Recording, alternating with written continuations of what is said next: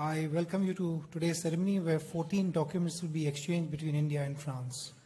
First, agreement on the prevention of the illicit consumption and reduction of illicit traffic in narcotic trades, psychotropic substances and chemical precursors and related offences, to be exchanged on the French side by Mr. Jean-Yves Le Drian, Minister for Europe and Foreign Affairs, and on the Indian side by Shri Rajnath Singh, Minister of Home Affairs.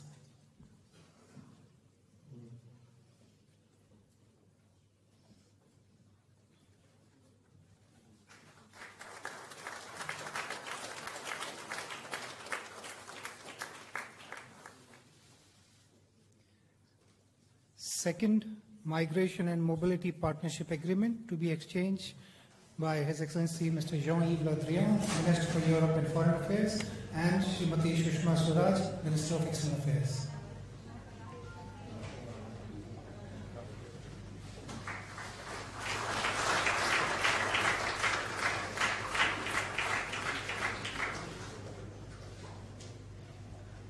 Third, agreement to facilitate the mutual recognition of academic qualifications to be exchanged by Her Excellency Mrs. Frédérique Vidal, Minister of Higher Education, Research and Innovation of France, and Shri Prakash Javadekar, Minister of Human Resource Development.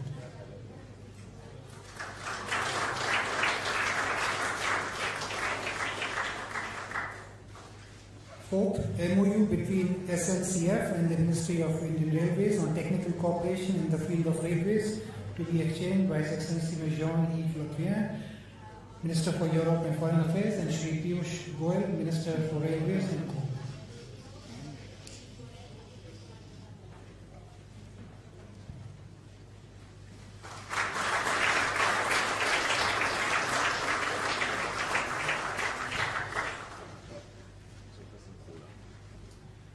Fifth, letter of intent for the creation of a permanent Indo-French Railway Forum to be exchanged by His Excellency Mr. Jean-Yves Le Drian and Shri Piyush Goyal, Minister for Railways.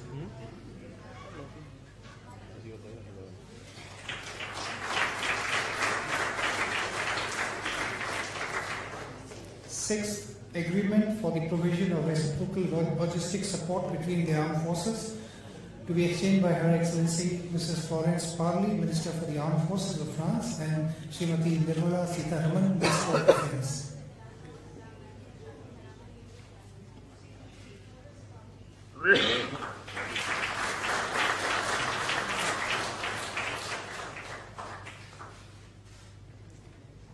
Seventh, memorandum of cooperation for ecological and inclusive transition in the field of environment to be exchanged by Mrs. Brune Person, Minister of State attached to the Minister for Ecological and Inclusive Transition, and Dr. Mahesh Sharma, Minister of State for Environment, Forest and Climate Change.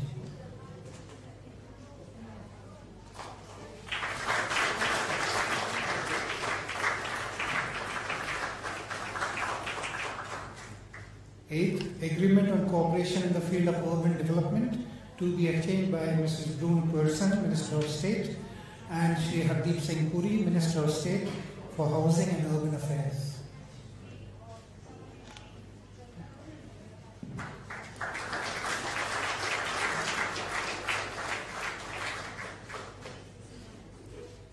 Ninth, agreement on the exchange and reciprocal protection of classified or protected information to be exchanged by Mr. Philippe Etienne, Diplomatic Advisor to the French President, and Shri Ajit Doval, National Security Advisor.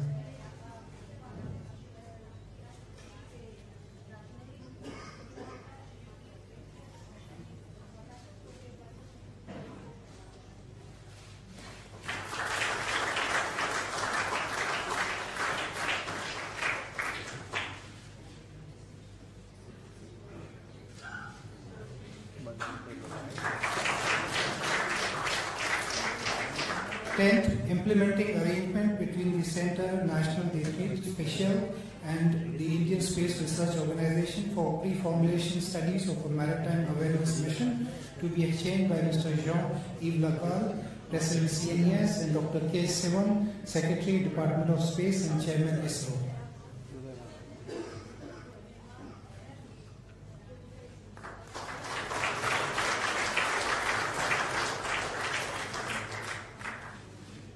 11th, Industrial Way Forward Agreement between the Nuclear Power Corporation of India and EDF France, to be exchanged by Mr. Georges Bernard Levy, CEO EDF, and Dr. Shekhar Basu, Secretary, Department of Atomic Energy.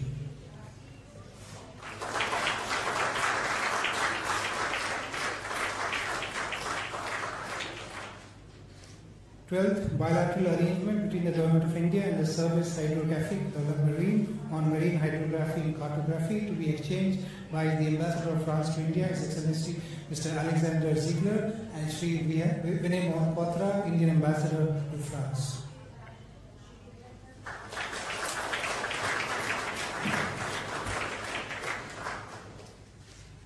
Thirteenth, credit facility agreement between Department of Economic Affairs and AFD France for 100 million euros for the Smart Cities Mission Support Program, to be exchanged by Mr. Remy Ryu, Director of French Development Agency and Ambassador of India to France, Shri Vinay Mohapatra.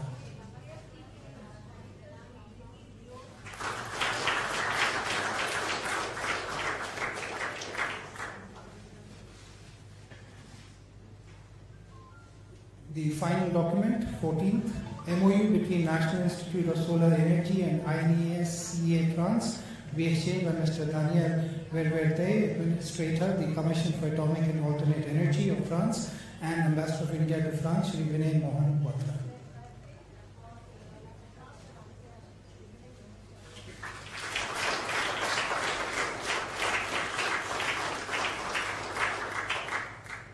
Excellencies, this concludes the exchange of agreements ceremony. I now request the spokesperson of the Ministry of External Affairs to conduct the proceedings. Good afternoon, ladies and gentlemen. I extend a warm welcome to you all to this press event. To begin the proceedings, may I request the Honorable Prime Minister of India to deliver his statement to the press. Mon ami, Monsieur le Président Metro, सम्मान्य शिष्टमंडलों के सदस्यगण, media friends, नमस्कार।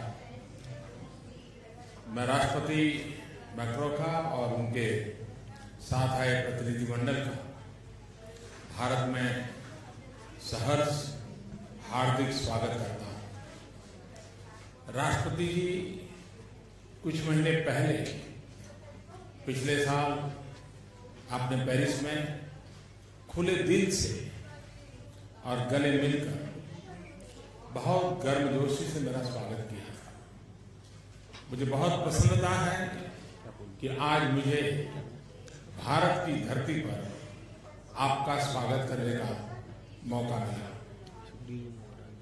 राष्ट्रपति जी, आप और मैं यहाँ साथ साथ खड़े थे। हम सिर्फ दो सशक्त स्वतंत्र देशों, वो दो विविधतापूर्ण लोकतंत्र के ही नेता नहीं हैं। हम दो समृद्ध और समर्थ विरासतों के उत्तराधिकारी भी हैं। हमारी स्ट्रेटेजिक पार्टनरशिप भले ही 20 साल पुरानी हो, हमारे देशों और हमारी सभ्यताओं की स्पिरिचुअल पार्टनरशिप सदियों लंबी है।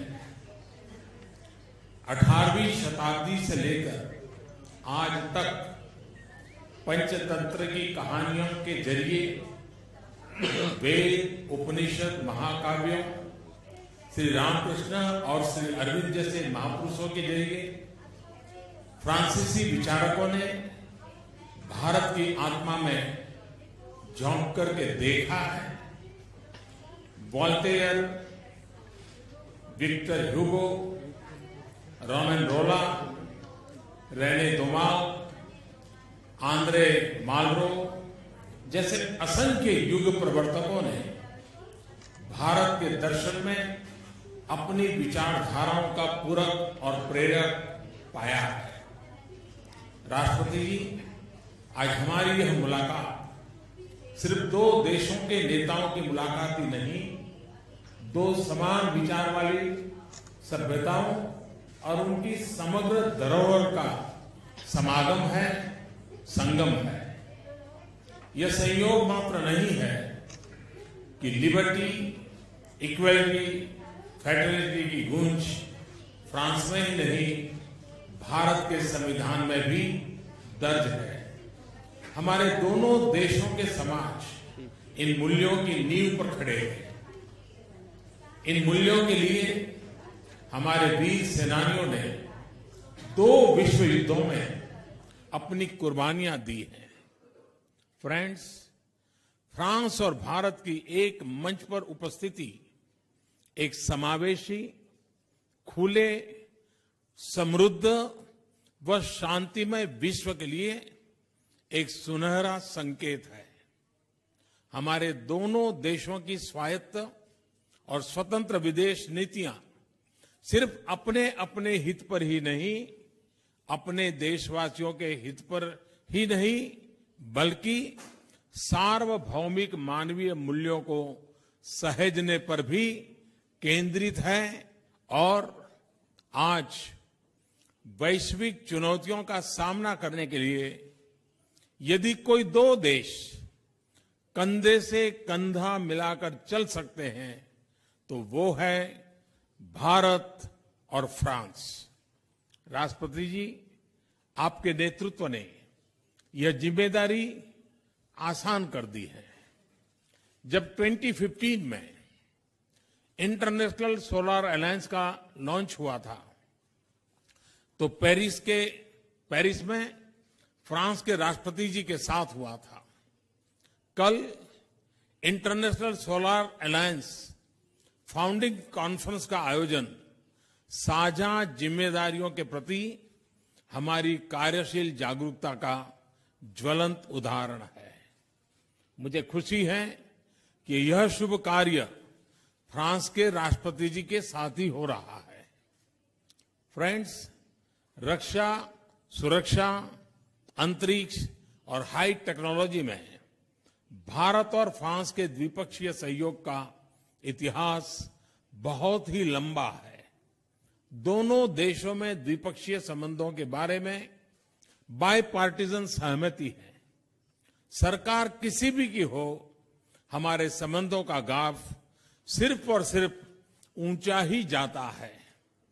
आज की हमारी बातचीत में जो निर्णय लिए गए उनका एक परिचय आपको अभी हुए समझौतों में मिल गया है। और इसलिए मैं सिर्फ 3 स्पेसिफिक विषयों पर अपने विचार रखना चाहूंगा। पहला, रक्षा क्षेत्र में हमारे संबंध बहुत ही गहन है और हम फ्रांस के सबसे विश्वस्त रक्षा साझेदारों में एक मानते हैं। हमारी सेनाओं के सभी अंगों के बीच विचार विमर्श और युद्ध अभ्यासों का नियमित रूप से आयोजन होता है। रक्षा उपकरणों और उत्पादन में हमारे संबंध मजबूत है। रक्षा क्षेत्र में फ्रांस द्वारा मेक इन इंडिया के कमिटमेंट का हम स्वागत करते हैं। आज हमारी सेनाओं के बीच रेसिप्रोकल लॉजिस्टिक सपोर्ट के समझौते को मैं हमारी घनिष्ठ रक्षा सहयोग के इतिहास में एक स्वर्णिम कदम मानता हूं। दूसरा, हम दोनों का मानना है कि भविष्य में विश्व में सुख, शांति और प्रगति और समृद्धि के लिए इंडियन ओशन क्षेत्र की बहुत महत्वपूर्ण भूमिका रहने वाली है। चाहे पर्यावरण हो, चाहे सामुद्रिक सुरक्षा या सामुद्रिक संसाधन या फ्रीडम ऑफ नेविगेशन एंड ओवरफ्लाइंग, इन सभी विषयों पर हम अपना सहयोग मजबूत करने के लिए प्रतिबद्ध है। और इसलिए आज हम इंडियन ओशन क्षेत्र में अपने सहयोग के लिए एक जॉइंट स्ट्रेटेजिक विजन जारी कर रहे हैं।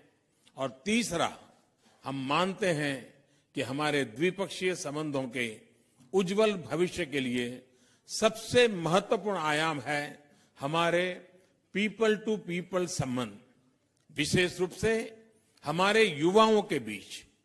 हम चाहते हैं कि हमारे युवा एक दूसरे के देश को जाने, एक दूसरे के देश को देखें, समझें, वहां रहें, वहां काम करें, ताकि हमारे संबंधों के लिए हजारों एम्बेसडर्स तैयार हो। और इसलिए आज हमने 2 महत्वपूर्ण समझौते किए हैं।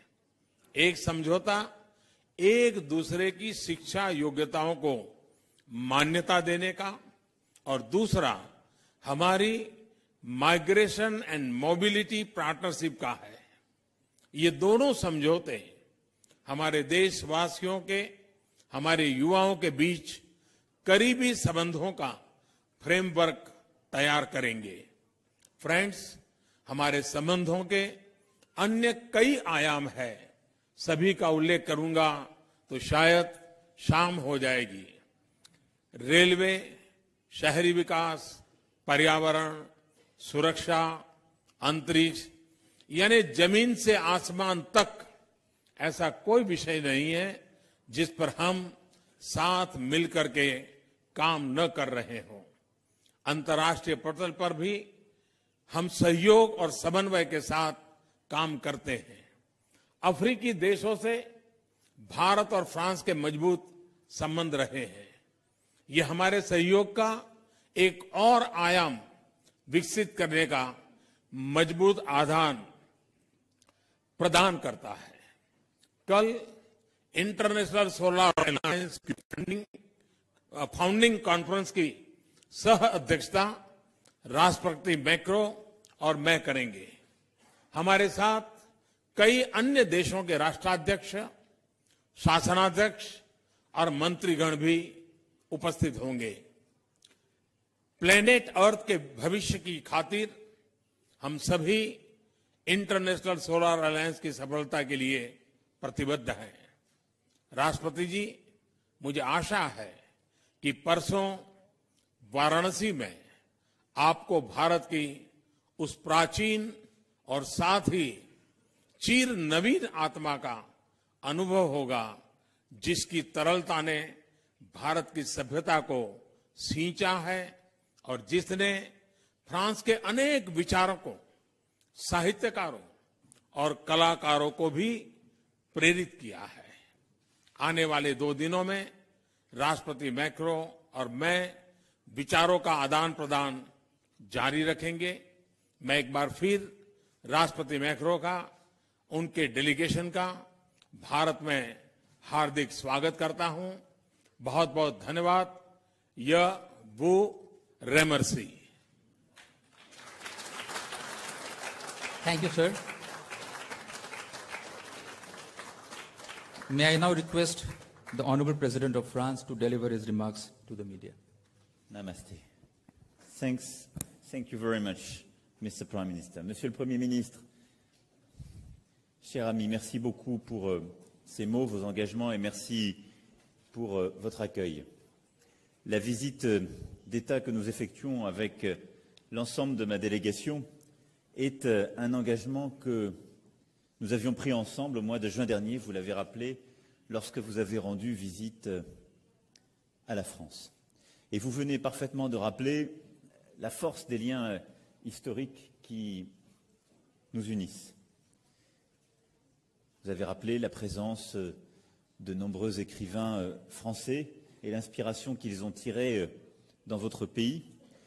Je veux dire ici que des générations de traducteurs au XVIIIe et au début du XIXe siècle se sont épuisés à essayer de traduire le Mahabharata, achevant ce travail totalement du sanskrit au français simplement au début du XXe siècle, mais combien tout au long de ces décennies, et ce à partir de la fin du XVIIIe, l'imaginaire indien et les grands mythes ont aussi inspiré la pensée occidentale et en particulier la pensée française, ont inspiré nos lieux et nos auteurs.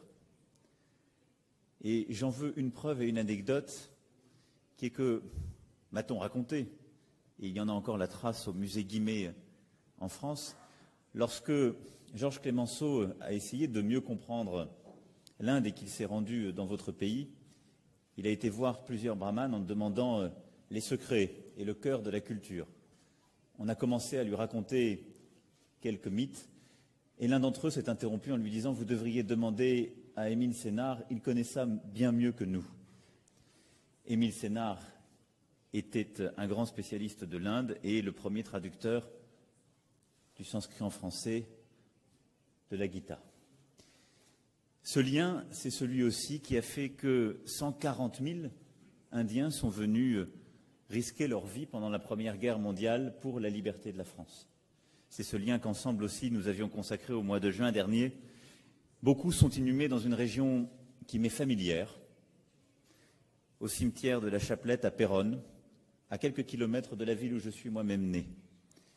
Et c'est Apollinaire, dans ses calligrammes, qui parlait d'eux en écrivant « Il regarde avec étonnement les campagnes occidentales, il pense avec mélancolie à ceux dont il se demande s'ils les reverront. » Et la France n'oubliera jamais ce lien et ces vies perdues pour notre liberté. Et c'est en leur honneur, et comme je viens de le proposer au Premier ministre, que l'Inde sera pleinement au cœur des commémorations du centenaire de la fin de la Première Guerre mondiale, le 11 novembre prochain, et que nous lancerons à cette occasion l'initiative du Forum de Paris pour la paix, qui aura pour mission de faire avancer la paix par une meilleure gouvernance mondiale, en faisant ce que, je crois, nous faisons le mieux ensemble, c'est-à-dire partager une même lecture du monde et un même cadre stratégique. La confiance entre nous nous protège, parce que nos intérêts sont alignés. Ils sont alignés d'abord contre le terrorisme, c'est l'axe structurant de la nouvelle dynamique que nous donnons à notre partenariat stratégique. Face à la menace d'aujourd'hui, celle du terrorisme islamiste, et concrètement, nous avons décidé de consolider des échanges constants et très opérationnels, de faire davantage ensemble sur la lutte contre la radicalisation sur les réseaux sociaux et sur le financement du terrorisme. Cette confiance, c'est celle que nous voulons aussi avoir pour défendre nos intérêts de souveraineté. Et après 20 ans de partenariat stratégique, nous ouvrons aujourd'hui ensemble une nouvelle ère qui est un partenariat stratégique renforcé avec des alliances inédites sur le plan stratégique et opérationnel. Et une conviction profonde, c'est qu'une partie forte de notre sécurité, de notre avenir et de la stabilité du monde se joue dans la stabilité de l'océan Indien. Et je veux qu'ensemble nous puissions construire, la France étant une puissance de cet océan et plus largement de cet espace Indo-Pacifique à travers sa présence aussi bien dans les deux océans que je viens d'évoquer. Ce que nous avons décidé ensemble de faire, c'est d'acter une stratégie de coopération, d'échange d'informations, de présence militaire, navale, de renforcement de nos liens, d'escale dans nos bases respectives, de partenariat à travers nos agences spatiales pour mener une action conjointe de surveillance maritime et de nous assurer de ce que je qualifierais dans la foulée du Premier ministre australien, la liberté de notre souveraineté. L'océan Indien, comme l'océan Pacifique, ne peuvent devenir des lieux d'hégémonie et nous avons une responsabilité forte, c'est ce que nous actons aujourd'hui, pour construire une coopération stratégique en la matière. C'est également le sens de notre coopération de défense qui est née et s'est éprouvée dans les moments difficiles, il y a de cela presque là aussi 2 décennies, par-delà les alternances politiques en Inde comme en France, et qui a pris une nouvelle dimension ces dernières années, parce qu'elle est essentielle à notre indépendance stratégique. Je rappelle ainsi que c'est une entreprise française qui a appuyé une entreprise indienne pour la construction à Mumbai des sous-marins Skorpen, dont le premier vient d'être mis en service et participera dans les prochaines semaines à un exercice conjoint avec nos sous-marins. C'est une première mondiale, cette construction que je viens d'évoquer, dans le cadre du Make in India. Sur les avions de combat de dernière génération, dont l'Inde a fait le choix souverain et qui s'inscrit dans ce même cadre, nous devons aussi nous féliciter de la bonne avancée des programmes. Nous sommes d'accord pour les consolider et les encourager. Il s'agit d'une coopération de long terme, mutuellement bénéfique. Et je considère pour moi que le cœur de ce partenariat stratégique de défense est absolument essentiel parce qu'il procède d'une vision profondément commune de la recomposition du monde qui est en train de se jouer. Nous avons donc un contrat de confiance entre nous qui est un contrat de paix. Le deuxième pilier de la relation, c'est notre même attachement à la justice, aux équilibres, à ce que j'ai qualifié des biens communs de la mondialisation.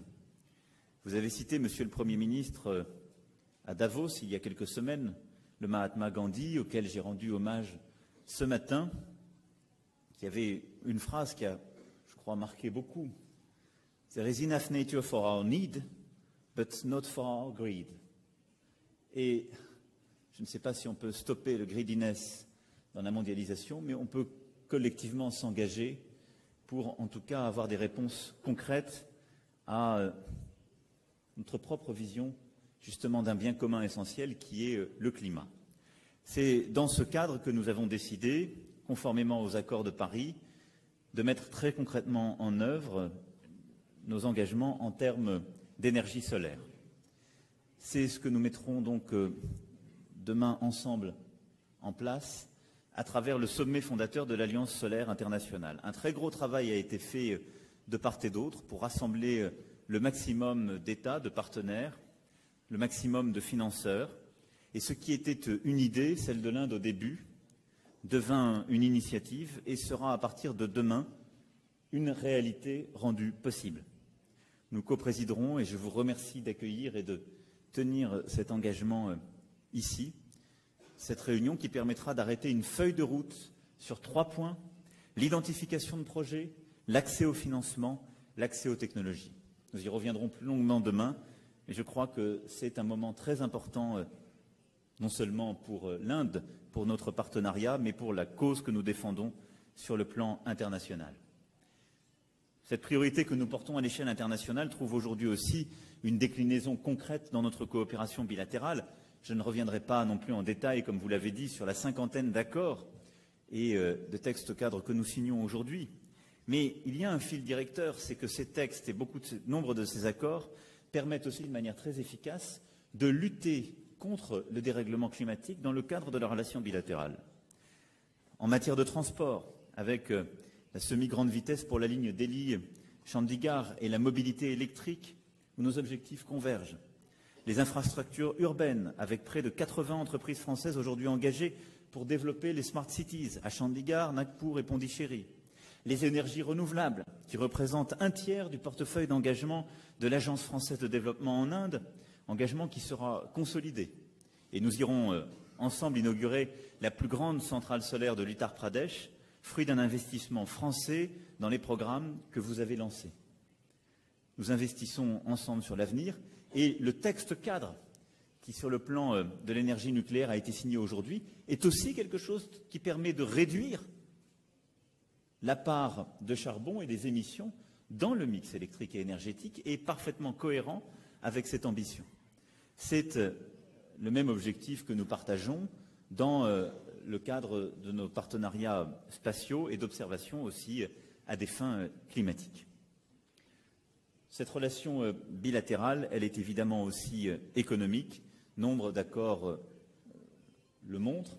Nous aurons tout à l'heure à conclure le forum entre nos dirigeants du monde économique qui nourrissent depuis plusieurs années, et je veux ici les remercier pour leur engagement, une relation extrêmement vivace qui a des grandes forces dans de nombreux domaines, en particulier quelques domaines industriels ou le domaine des technologies ou des services, mais que nous devons encore renforcer, je pense à l'agroalimentaire ou aux petites et moyennes entreprises, j'y reviendrai tout à l'heure.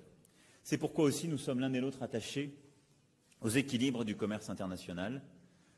Nous partageons la même volonté d'éviter toute guerre commerciale, de préserver les équilibres, d'évidemment défendre nos intérêts dans le cadre international et les règles de l'Organisation mondiale du commerce, mais d'éviter toute escalade qui serait nocive pour nos économies. Enfin, le dernier axe de notre relation bilatérale, c'est ce que j'appellerais le partage. Nous l'avons évoqué l'un et l'autre. Cette histoire qui nourrit notre relation, elle doit aujourd'hui se décliner à travers des liens humains, car elle est chaque jour renforcée par ces communautés de femmes et d'hommes qui sont porteuses de sens et d'un lien encore plus fort.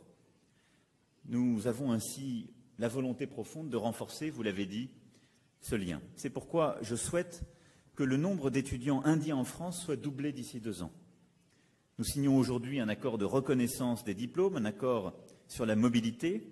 Nous allons tenir le premier Knowledge Summit franco-indien pour définir justement la feuille de route de notre partenariat scientifique et technologique porté par 500 accords de coopération. Et là aussi, il s'agit d'investir dans l'avenir de l'Inde, dans son capital humain, qui peut aussi beaucoup nous apporter. Et nous avons ainsi décidé de renforcer la coopération en la matière.